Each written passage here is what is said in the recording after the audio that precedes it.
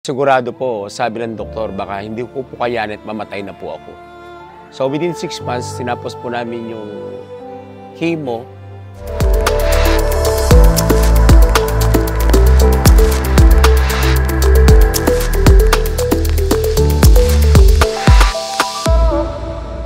Ako po pala si Richard De Vera, isang cancer patient. Nasal pharyngeal cancer, stage 3 po. I suffered my cancer last year and na-experience ko po yung pananakit ng mukha, then pagka-blindness ng aking mata at pagkabingi. So yun po yung kwento ko na nangyari sa akin last year. Then I found out na stage 3 cancer na po yun.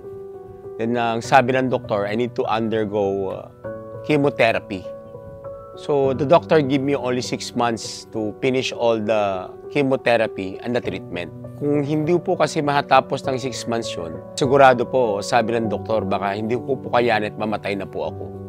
So within 6 months, tinapos po namin yung chemo and tinapos din namin yung radiation. Ang nangyari po sa akin, yung process na yun, napakahirap po at napakasakit. Then sa araw-araw na ginagawa po yung mga procedure, may time na po na hindi po ako nakakakain at hindi na po ako pwedeng lumunok ng kahit anong liquid. Gawa po nung radiation po ay nag-i-start po sa mukha ko hanggang dito sa leeg.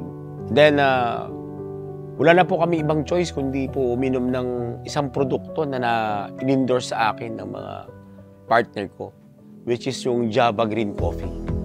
Ang Java Green Coffee po ay nakatulong ng malaki po sa recovery ko. Gawa po nung ito po ay naglalaman ng 3 kilong gulay.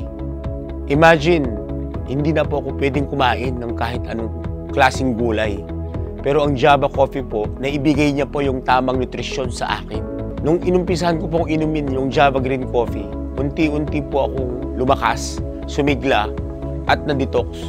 Kasama po nito ang pag-detox ng aking radiation sa aking katawan at pag-detox po ng mga chemo medicine na tinurok sa akin ng mga doktor.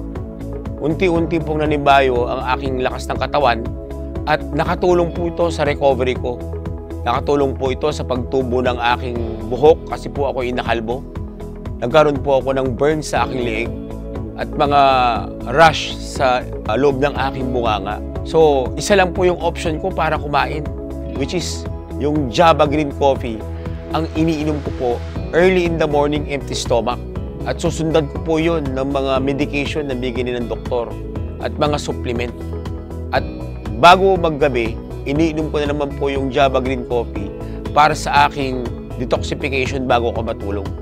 Ramdam ko po yung tulong na binibigay po ng Java Green Coffee kasi po ito po ay may lamang malunggay, barley, wheatgrass, spirulina, at meron po siyang mangosteen. So kagandahan dito is kasama po siya ng trace minerals na nagpapalakas ng ating katawan. At hindi lang po yun. Ito po ay merong non-dairy creamer na napakaganda sa katawan natin at stevia po na siyang ginamit po para ito po ay maging maganda sa panlasa ng mga Pilipino. Ito po ay lasang matcha at napakasarap ito sa ating tanghalian at saka sa ating merienda sa hapon. At nagpapasalamat ako sa Java Green Coffee, Alpha Global Prestige, na siya pong sumuporta at naging tulay para po ako makarecover sa stage 3 cancer ko po. Ito po yung aking testimony, Richard De Vera po, ng Alpha Global Prestige.